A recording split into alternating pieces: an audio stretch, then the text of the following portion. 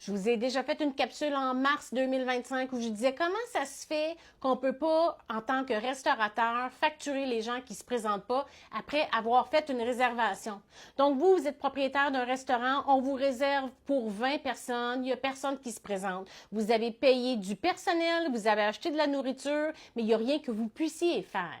Effectivement, selon la loi sur la protection du consommateur, un restaurateur ne pouvait pas facturer pour les gens qui ne se présentent pas.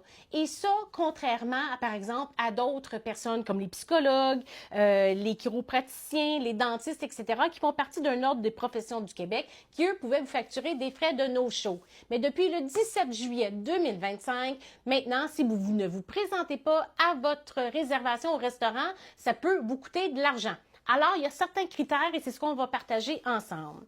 Donc, à partir du moment où vous avez une réservation pour 2 personnes et plus et que vous cancellez à l'intérieur de 3 heures, vous pouvez être facturé 10 $ par personne. Est-ce que c'est suffisant?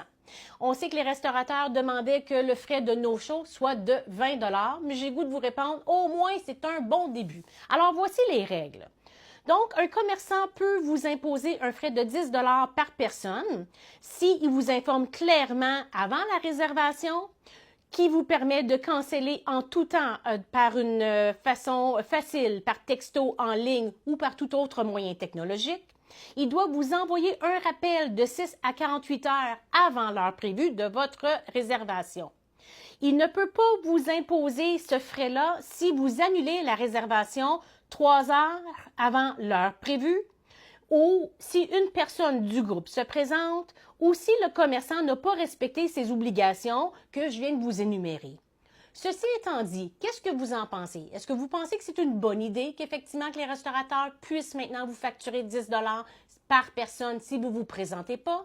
Il me semble que de permettre l'annulation jusqu'à 3 heures avant la réservation, ça ne laisse pas beaucoup de temps au restaurant de se revirer de bord si effectivement votre réservation était de beaucoup de personnes.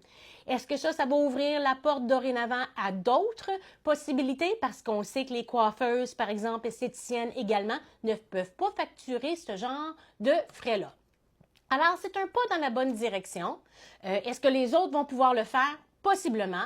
Mais qu'est-ce que vous en pensez? 10 $, il me semble que c'est pas beaucoup. Et l'avis de 3 heures non plus. J'aimerais bien vous lire dans la section commentaires.